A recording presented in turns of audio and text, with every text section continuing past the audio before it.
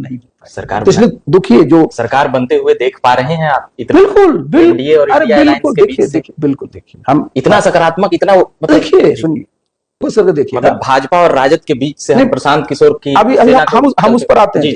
है क्या कि मेरा दोनों तरफ का अनुभव रहा जी।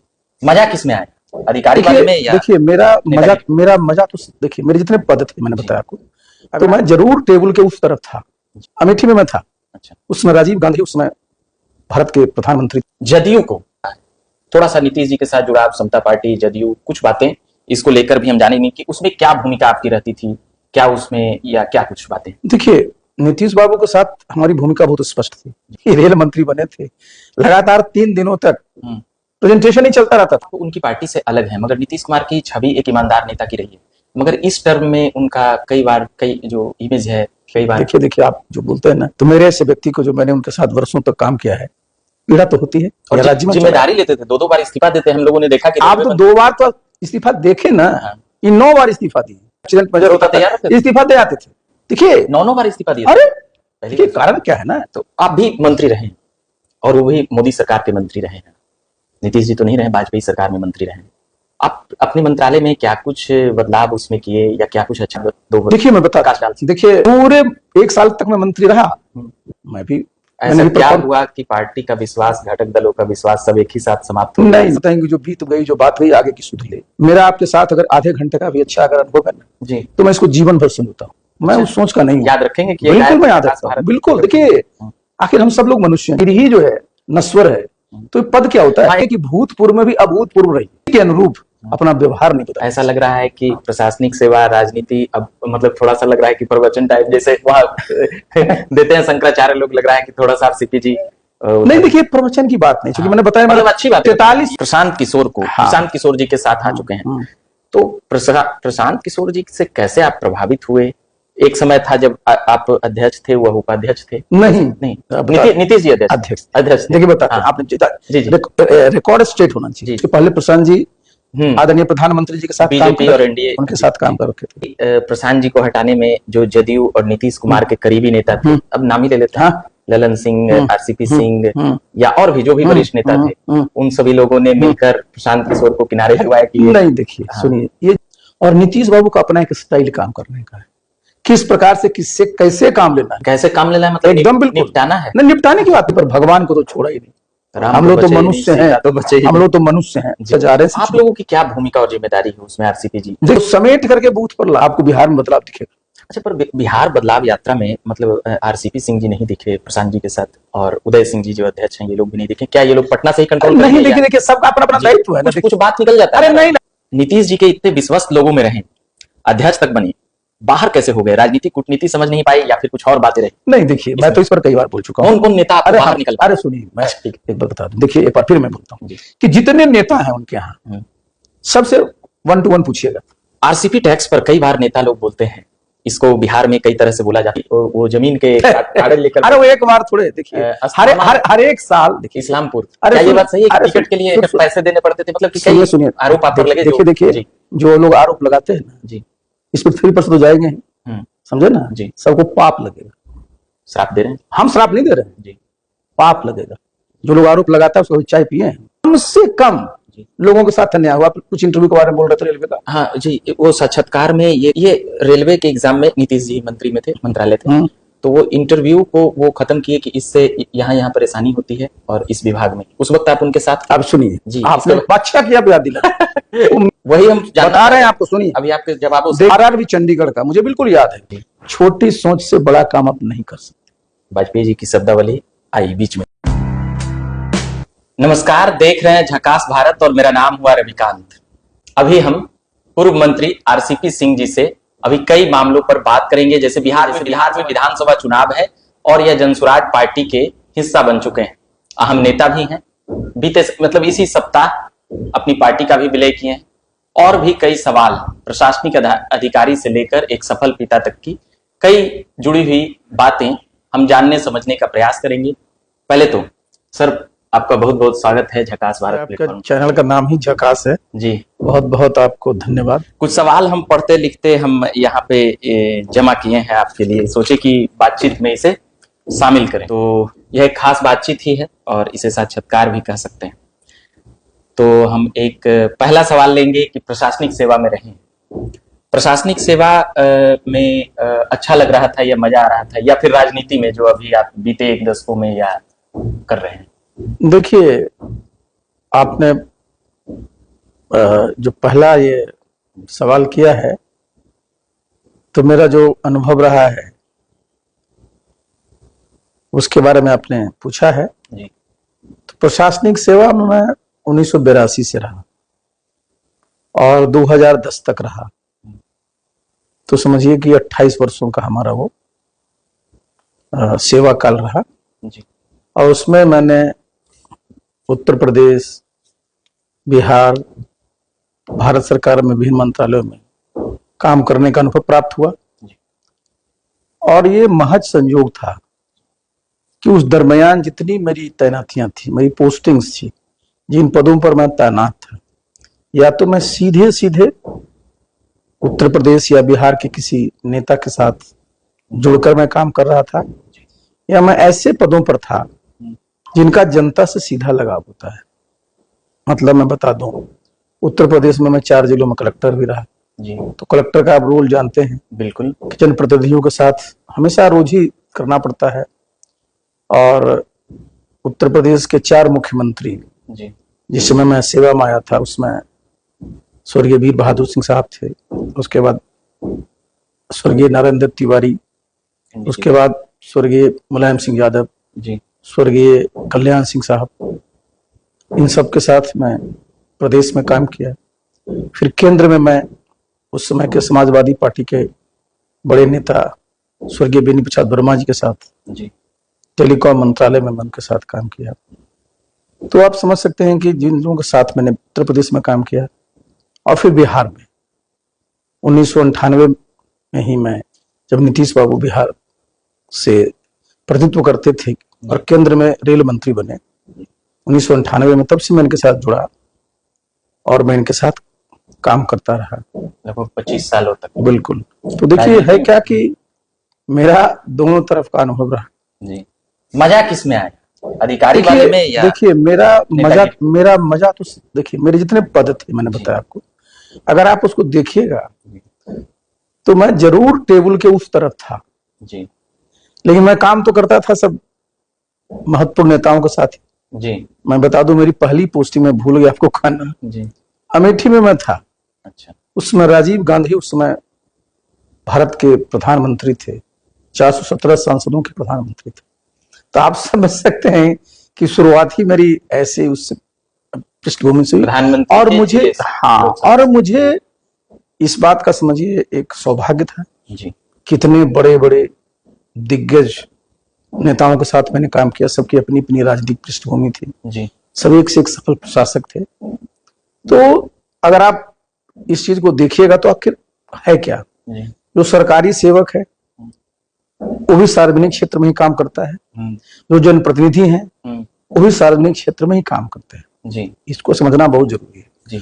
और जो सार्वजनिक क्षेत्र में हम जो काम करते हैं, तो आप मंत्री जी के साथ काम करते हैं, विभाग में काम करते हैं, जिलों में काम करते हैं, तो आपका दायित्व क्या होता है जी। आपका दायित्व होता है कि जो भी जनप्रतिनिधि है, जो नेता है जी, उनकी जो नीति है, उनकी जो सोच है, उसको जो है जमीन पर अमली जामा पहनाना जी, उसका एग्जीक्यूशन ठीक से कराना मेरा यही दायित्व था। तो मजा तो मुझे उसमें भी आता था।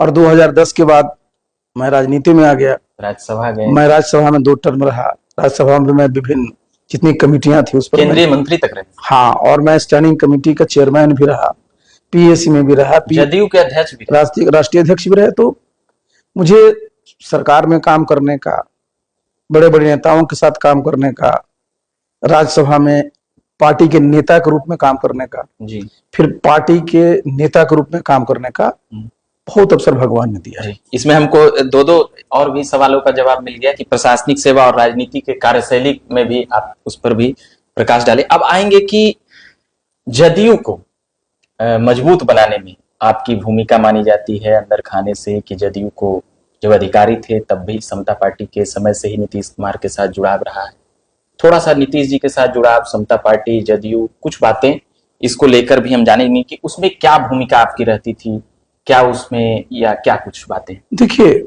नीतीश बाबू के साथ हमारी भूमिका बहुत स्पष्ट थी। जी जब वो केंद्र में मंत्री रहे, मैं उनका प्राइवेट सेक्रेटरी होता था, जी तो मेरी सबसे बड़ी जिम्मेदारी होती थी उनके कार्यालय का संचालन का।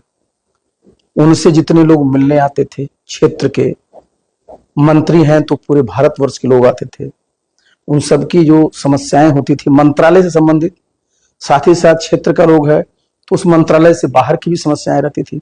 तो मेरा पहला दायित्व होता था कि जो लोग नीतीश बाबू से उसमें मिलने आते थे अपने काम के लिए, क्षेत्र के काम के लिए और भी काम के लिए, तो मैं उनका ज्यादा से ज्यादा सहयोग कर सकूं। दूसरा जो योगदान होता है वो होता है कि मंत्रालय के संचालन में, तो भाई मंत्री ही, भारत सरकार और राज्य सरकार में एक फर्क जान लीजिए। भारत सरकार का मंत्री जो होता है ना, वो अपने मंत्रालय का सर्वोपरि होता है। बिहार राज्य सरकार में ऐसा नहीं होता है। राज्य सरकारें में जो जितने भी पत्रावलियां हैं, फाइल्स हैं, वो मुख्यमंत्री के पास जाती हैं, लेकिन भारत सरकार में सिर्फ ऐसे जो कैबिनेट के मामले हैं वो प्रधानमंत्री कैबिनेट के सामने जाता है। अदरवाइज जो मंत्री होते हैं ना, सारी शक्ति उनमें निहित होती है। और नीतीश बाबू को आप जानते हैं, इनकी एक पहचान रही, पहले भी, हमसे पहले भी ये केंद्रीय मंत्री रहे, तो चीजों को सोच समझ करके एक सुलझे हुए नेता ही के रूप में नहीं, बल्कि सुलझे हुए एक शासक के रूप में इनकी पहचान बनी। कोई भी चीज इनके सामने जब रखा जाता था तो पूरे उसके विस्तार से उसमें जाते थे, उसका डिटेल प्रेजेंटेशन होता था। मैं बता दूं, ये रेल मंत्री बने थे, लगातार 3 दिनों तक प्रेजेंटेशन ही चलता रहता था। और आप समझिए, नीतीश जी का बिल्कुल, रेल मंत्रालय के पदाधिकारी इनके सामने 3 दिनों तक लगातार प्रेजेंटेशन करते थे, एक एक बारीकी को समझते थे।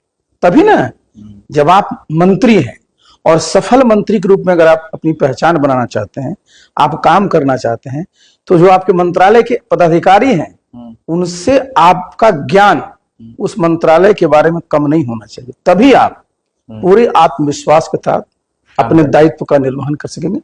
इसलिए कुछ घटनाएं जरूर उनके रेल मंत्रालय में घटी, एक्सीडेंट्स हुए, लेकिन जो एक पहचान नीतीश बाबू की जो बनी, एक सफल मैंने समझिए रेल मंत्री के रूप में, और उसमें स्वर्गीय अटल बिहारी वाजपेयी जी प्रधानमंत्री हुआ करते थे।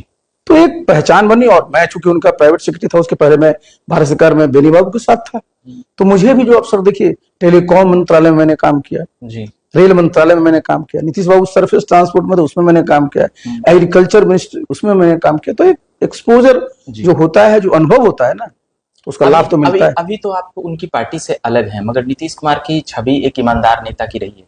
मगर इस टर्म में उनका कई जो इमेज है, या आज ही जो एस सिद्धार्थ जी के साथ वीडियो जो वायरल हो रहा था कि वो दे रहे थे पुष्प और सर पे कई बार देखिए आप जो बोलते हैं ना जी, तो मेरे ऐसे व्यक्ति को, जो मैंने उनके साथ वर्षों तक काम किया है जी, पीड़ा तो होती है जी, क्योंकि मैं इन व्यक्तियों में नहीं हूँ कि जब साथ में हूं तो साथ में एक इंसान का एक रिश्ता होता है। बिल्कुल, सबसे पहले हम लोग सब इंसान हैं और उम्र सबकी होती है। तो मुझे देख के खुद पीड़ा होती है। आज भी मैंने भी वो वीडियो देखा जिसकी आप चर्चा कर रहे हैं।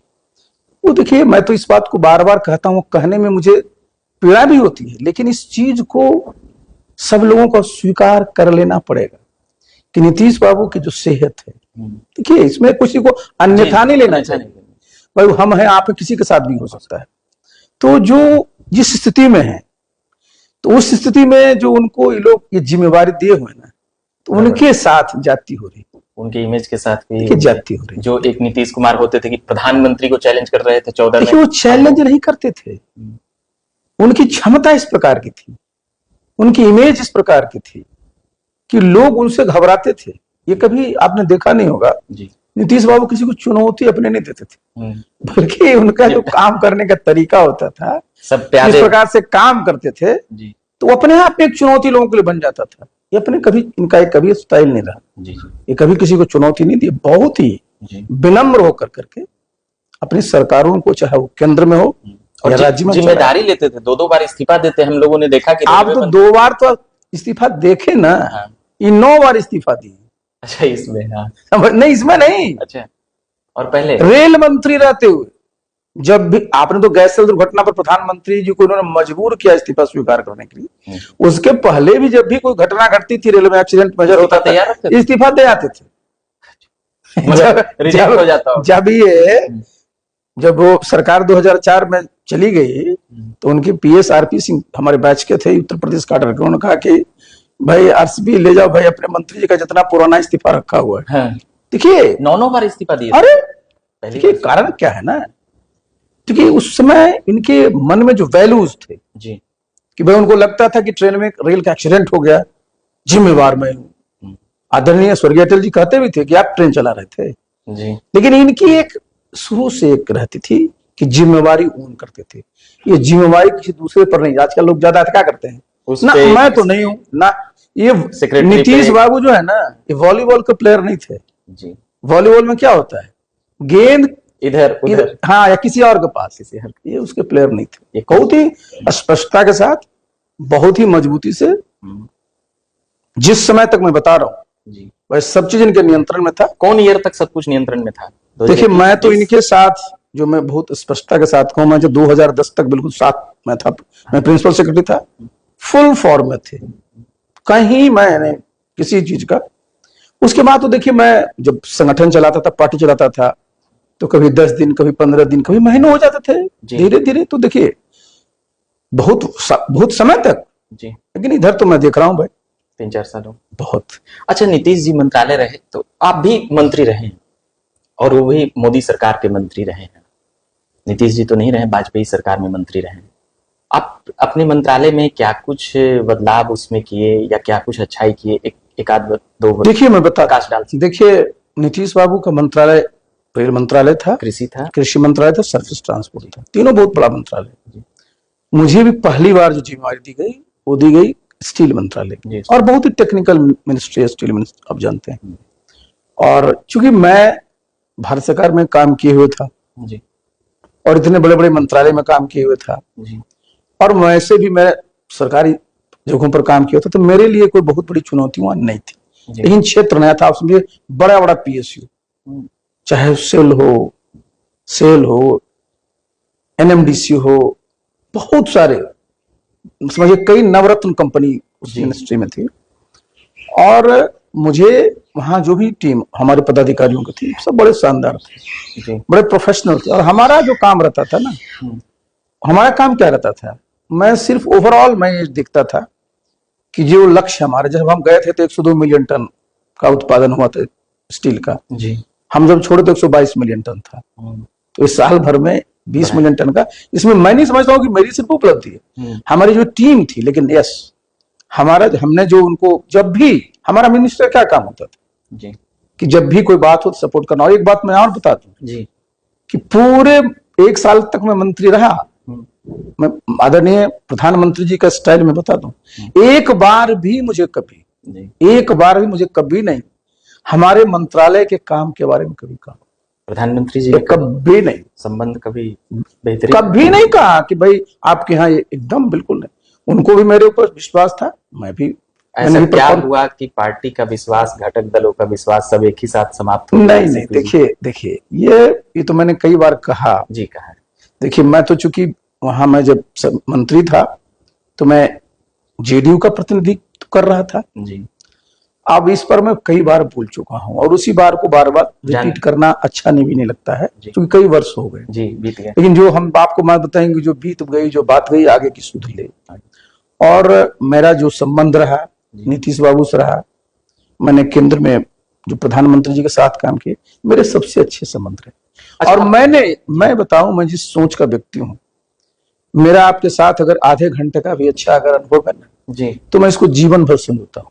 मैं उस सोच का नहीं, याद रखेंगे कि बिल्कुल मैं याद रखता हूँ, बिल्कुल। देखिए आखिर हम सब लोग मनुष्य हैं जी, जब ये शरीर ही जो है नश्वर है तो पद क्या होता है? हाँ, एक बार आप दिन साक्षात्कार किए, अभी भी आपको याद है कि इसने किया है? बिल्कुल। देखिए पद क्या होता है, जब शरीर ही नश्वर है तो पद में तो जितने भी हम लोग है ना, सबको एक दिन भूतपूर्व होना है। और जब ऐसा करिए कि भूतपूर्व में भी अभूतपूर्व रहिए। अच्छा, और सबसे बढ़िया है कि संबंध अभूतपूर्व रहना चाहिए जी।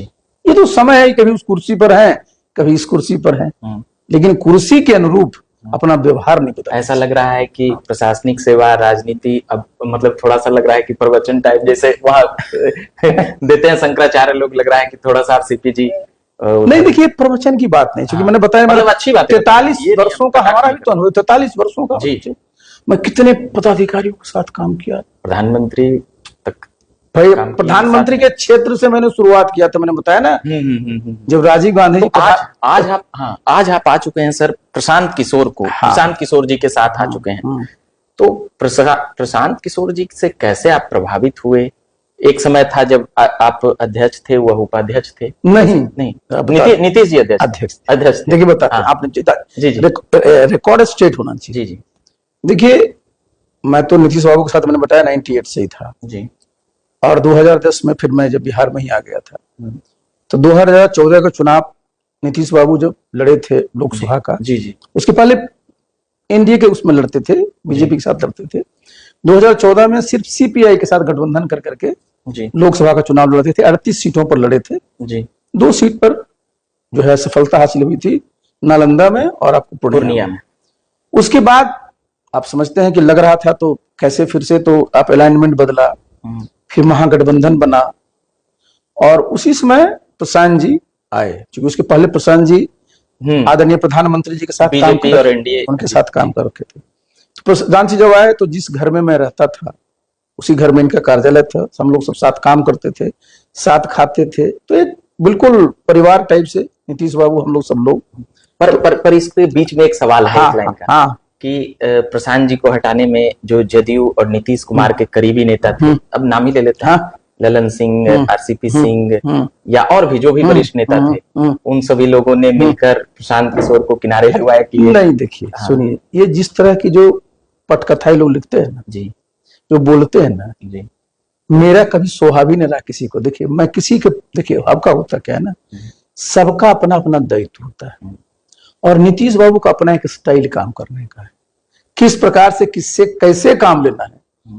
अब चूंकि वो स्थिति उनकी नहीं रहती, वो सबसे बड़े माहिर थे। कैसे काम लेना है मतलब एकदम बिल्कुल निपटाना है, नहीं, निपटाने की बात में नहीं बोल रहा हूँ जी, हटाने की, देखिए हटाने की भी बात नहीं बोल रहा। देखिए होता क्या ना, हमेशा सब आप ही के लायक नहीं होता है जी, और नेता है जो अपने हिसाब से, तो इस बात को बड़ा भारी, जो बहुत तरह के लोग होते हैं ना जिनको कुछ नहीं मिलता है, कहीं न कहीं से कयास लगाते रहते हैं, इसमें कहीं सच्चाई नहीं। देखिए अगर इस तरह की बात होती तो प्रशांत 2015 में हम लोग थे ना जी, हम भी 2024 में वो 2 अक्टूबर को पार्टी के बनाए, हमने 30 अक्टूबर को पार्टी बनाई, अक्टूबर में बनाया 30 अक्टूबर को हम लोग बनाए।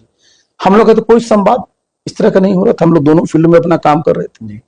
भाई हमारा अगर कुछ भी रहा था हम भी कहीं कटाक्ष करते, वो भी कुछ बोलते। प्रभावित कैसे हुए? नहीं प्रभावित, देखिए प्रभावित कैसे समझ जुड़े कैसे? देखिए मैं बताता हूँ, देखिए बताते हैं प्रशांत जी। देखिए सबको जी क्या होना चाहिए कि जिनके साथ आप कभी काम किए हैं ना तो उनकी अच्छाई को जानिए जी, आप निगेटिव की तरफ जाइए मत। कोई इस पृथ्वी पर भगवान को तो छोड़ा ही नहीं, हम लोग तो मनुष्य हैं, हम लोग तो मनुष्य हैं जी, तो हर एक में कुछ ना कुछ पॉजिटिव है। और प्रशांत जी की तो ये खासियत रही ना कि वर्षों तक एज इलेक्शन में किस प्रकार की स्ट्रेटजी बना करके उसको जमीन पर काम करके उसको सफल किया जाए जी, इसमें उनकी महारत उस समय से ही हासिल रही है जी, और हम लोग साथ काम किए थे तो हम देखे थे उस माहौल में। प्रशांत जी की जो है उनका जो प्लस पॉइंट है उसको हम भी जानते हैं। प्रशांत जी भी हमारे काम को देखे थे, उनको भी था कि कुछ ऐसी चीजें जो हमारे पास है वो जी, और देखिए जो उस दिन आपको बोल रहे थे वो कल भी भाषण दे रहे थे, देखिए खासियत होती। प्रशांत जी की खासियत क्या है, वो अभियान के मास्टर है, कैंपेन के जी, तरह तरह की स्ट्रेटजी वो आपको बनाते रहेंगे। उस समय देखिए हम लोग घर घर दस्तक जो जिक्र कर रहे थे ना जी कि हम लोग जून से शुरू किए थे, घर घर दस्तक पहुंचे। अभी देखिए आप बदलाव का जो 1 करोड़ का हस्ताक्षर कराने का जो स्ट्रेटजी है जी, इसके माध्यम से आप नजदीक तक पहुंचते हैं। तो जो उनका एक अभियान का है, साथ ही साथ जो उनकी स्ट्रेटजी और मीडिया सोशल मीडिया में इनका एक रहा है काम करने। हमारी क्या रहा है, हम चूंकि संगठन के आदमी हैं तो कैसे संगठन में बूथ स्तर पर जी हमारा हमेशा फोकस बूथ रहता है। अच्छा, बूथ स्तर पर कैसे हमारे जो लोग हैं वो पूरी तरह से समझिए कि पूरे मनोयोग से उससे काम करें। इसलिए जरूरी है कि हमारा बूथ स्तर पर संगठन हो। देखिए जब तक बूथ स्तर पर संगठन नहीं रहेगा ना जी आप लंबे समय तक सफल नहीं हो सकते हैं। जी। तो हमारी जो ताकत, प्रशांत जी की ताकत हम दोनों समझते हैं। तो यहाँ भी वो सही बदलाव दोनों लाएंगे जैसे दोनों जज- बिल्कुल देखिए भाई, दोनों अब देखिए वो पूरा बिहार का दौरा कर रहे हैं ना, सब जगह जा रहे हैं। आप लोगों की क्या भूमिका और जिम्मेदारी है उसमें आरसीपी जी? देखिए हमारी जिम्मेवारी, मैंने कहा, आप देखिए हमारी जिम्मेवारी क्या होगी, पूरा वो अभियान चलाएंगे जी माहौल बना। हमारा काम होगा कि उसको समेट करके बूथ पर लाना, अच्छा और फिर चुनाव के दिन इस प्रकार से करना कि हमारे जो समर्थक वोटर हैं जी हमारे चुनाव चिन्ह पर बटन दागे। जब तक चुनाव चिन्ह पर बटन नहीं दागेंगे तब तक हमारे लोग जीतेंगे नहीं। जब जीतेंगे नहीं परिवर्तन तो नहीं हम आएगा। सरकार नहीं बना पाएंगे, और जब सरकार ही नहीं बनाएंगे तो जो बदलाव की सोच है वो नहीं हो पाएगी। सरकार तो इसलिए दुखिए जो सरकार बनते हुए देख पा रहे हैं आप इतना? बिल्कुल एनडीए और अरे इंडिया अलायंस बिल्कुल के बीच देखिए से देखिए बिल्कुल देखिए हम इतना सकारात्मक, इतना मतलब देखिए सुनिए, मैं कह रहा हूं अभी भी कि जो एनडीए है बहुत मजबूत है, जी इंडिया है बहुत ही ताकतवर है। लेकिन देखिए जो दिखता है ना, अगर उसमें थोड़ा उसको आप थोड़ा और उसमें जरा फोकस करके देखिए मतलब भाजपा और राजद के बीच से हम प्रशांत किशोर की अभी सेना हम उस पर आते हैं। जी जी आप एनडीए पर आ जाइए जी भाई। भारतीय जनता पार्टी इतनी मजबूत पार्टी है देश में, जी जनता दल यू बिहार में। लेकिन अब इन कॉन्ट्रडिक्शन देखिए, आज भी 1995-96 में लोग का अलायंस हुआ जी, कहीं भी चले जाइए, दोनों दल के लोग एक दूसरे को क्या कहते हैं कि ये भाजपा वाले हैं, जेडीयू वाले बोलेगा, और वो भाजपा वाले बोलेंगे कि जेडीयू का है। तो एक जो वो नहीं है आज भी, समझे ना। और आप देखिए 2020 का विधानसभा का चुनाव हुआ, जेडीयू लड़ी थी 115 सीट पर, जी जीती कितनी 43। बीजेपी लड़ी 110 सीट पर, जीती कितनी 75। तो जो वोट में आप जरा समझ, जो कहीं ना कहीं कुछ तो हुआ, लोजपा उसमें जो भी तो लोजपा तो अलग से फिर आते जी जी कहीं ना कहीं तो हुआ जी। और आज देखिए दोनों फिर है और लोजपा भी फिर है। तो जो जेडीयू का वर्कर उस वक्त उस पर मैं बता रहा हूँ, आप समझिए। जो जेडीयू का वर्कर उसको क्या लगता है कि अरे भाई पिछले बार जितना बीजेपी को हम लोग को देना चाहिए था वो नहीं दिए, हम लोग तो दे दिए। और लोजपा ने तो हम लोग को कम से कम 30 सीट पर हार दी, जो नीतीश बाबू बोलते थे जी। जरा समझिए इस चीज को। साथ ही साथ उपेंद्र कुशवाहा जी भी थे उस समय, वो भी 15-20 सीट पर जेडीयू का नुकसान पहुंचाए थे जी।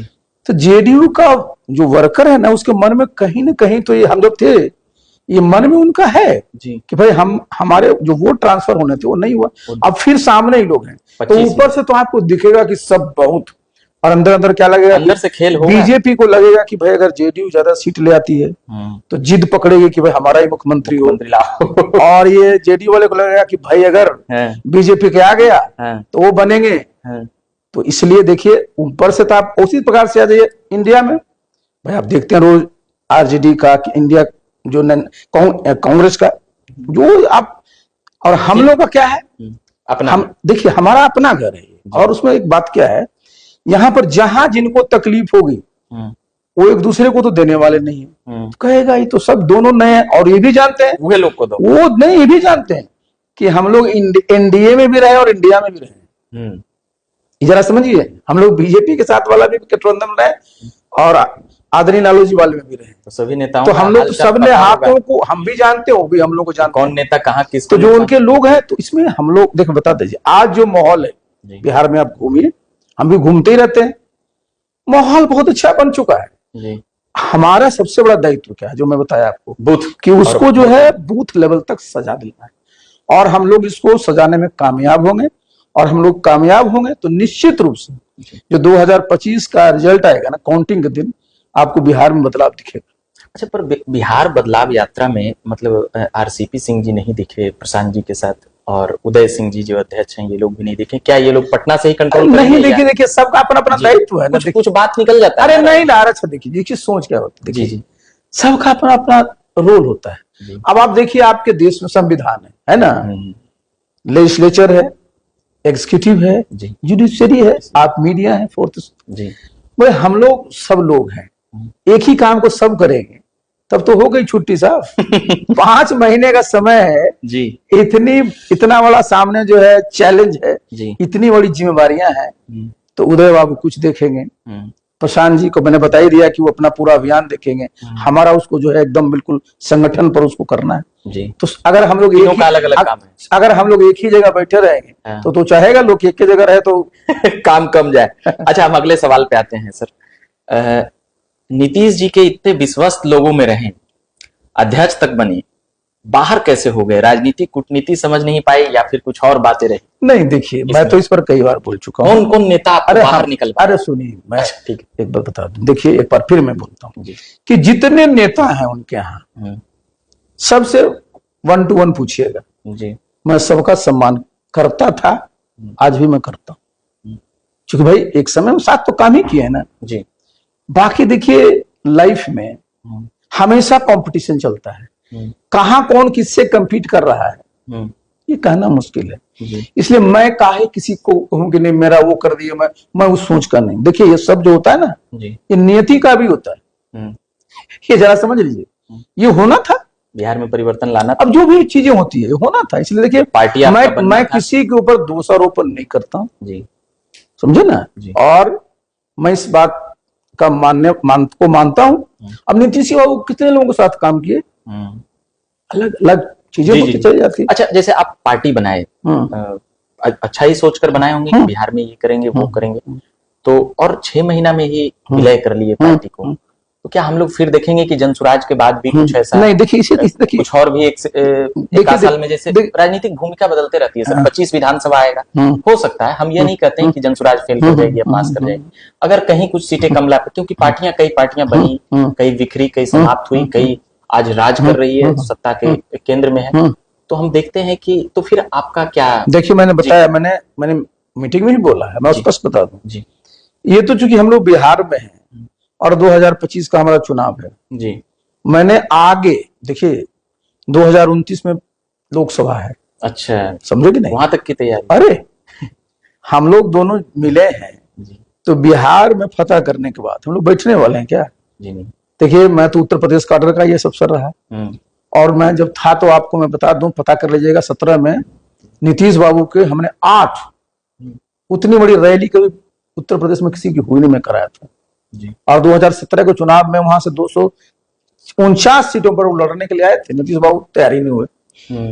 तो हम तो प्रशांत जी भी जानते हैं, हम बोले कि प्रशांत जी बस हम लोग खत्म करेंगे इसको, हम लोग तो भाई झारखंड भी जानते हैं, उत्तर प्रदेश भी जानते हैं, दिल्ली भी जानते हैं, मध्य प्रदेश भी जानते हैं, चंडीगढ़ भी जानते हैं, आपको छत्तीसगढ़ भी जानते हैं, तो हम लोग को बैठने वाले हैं। आगे 2029 का लोकसभा चुनाव होगा, तब तक उसके बीच में देखिए 2 घटनाएं बड़ी भारी होने वाली हैं। देश में सेंसस होगा, प्रधानमंत्री जी 200 कास्ट सेंसस में कन्वर्ट कर दिया है। दूसरा जो है डिलिमिटेशन होगा जी, सीटों की संख्या बढ़ेगी, समझ गए नहीं, पूरा का पूरा पॉलिटिकल लैंडस्केप बदल जाएगा, सब बदल जाएगा। तो हम लोगों के लिए बहुत बड़ा अवसर है, बहुत बड़ा अवसर है। और हम लोग जो है ना, देखिए मैं स्पष्ट करता हूँ कि जो पार्टी कोई बनती है, मैंने बताया ना जी कि प्रशांत जी के पास भी एज है, मेरे पास भी एज है, तो कोई पार्टी नीतीश बाबू भी बनाए थे 94 में, आज भाई 31 साल हो गया ना, तो हम लोग भी आज पार्टी 2025 में बनाए हैं। बहुत लोग बोल रहे हैं कि अच्छा लगता है, फिर ऐसा कुछ नहीं, हम लोग भी 30-35 साल मिनिमम सोच करके बनाए हैं, जिससे कि भाई हमारी पार्टी पूरे देश, एग्जैक्टली पूरे देश में स्थापित हो। अब हम कुछ आरोप भी आप पर लगते हैं, सोचे कि पूछ लेते हैं। आरसीपी टैक्स पर कई बार नेता लोग बोलते हैं, इसको बिहार में कई तरह से बोला जाता है, भाजपा नहीं, तेजस्वी यादव इसको खुलेआम बोले हैं, इसको कैसे देखते हैं? आपको कैसे बिहार में? वो बोले सुनिए, कई बार बोले थे लोग जी, हम तो इस पर कई बार बोल चुके थे, लेकिन देखिए जो सच्चाई है ना वो छप्पर फाड़ करके निकलता है। उन्हीं के पार्टी के मुख्य प्रवक्ता जो हमारे नालंदा जिला के हैं भाई, उन्होंने इस बात को कहा कि मैं उन पर आरोप उन पर नहीं लगाता था, क्योंकि वो मुख्यमंत्री जी के प्रधान सचिव थे, उनके बड़े खास थे, इसलिए तो हम उनको मुख्यमंत्री जी के ऊपर इनके माध्यम से लगाते थे, कटाक्ष करता था। सीधे देखिए कारण क्या है, देखिए इस चीज को दूसरे हिसाब से लीजिए, नीतीश बाबू हैं, सरकार के मुखिया हैं, कि उनका इमेज खराब हो, और भाई जो लोग भी पक्ष में होंगे तो टारगेट तो करेगा ही जी। तो टारगेट का 2 उपाय होता है, या तो सीधा करिए, साइड से करिए। लोगों को लगता था कि मैं सबसे उनका खास हूं, सेकंड तो हम देखिए, और एक क्या होता है, एक स्ट्रेटजी भी होती है डिमोरलाइज करने की जी।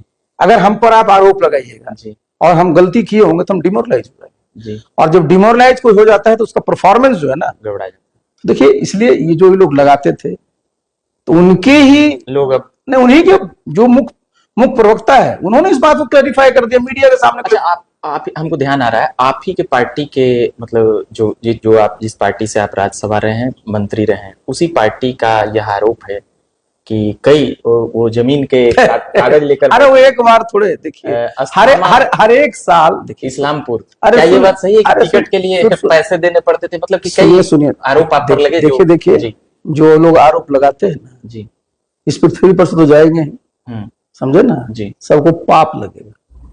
श्राप दे रहे हैं हम श्राप नहीं दे रहे हैं, जी। पाप लगेगा।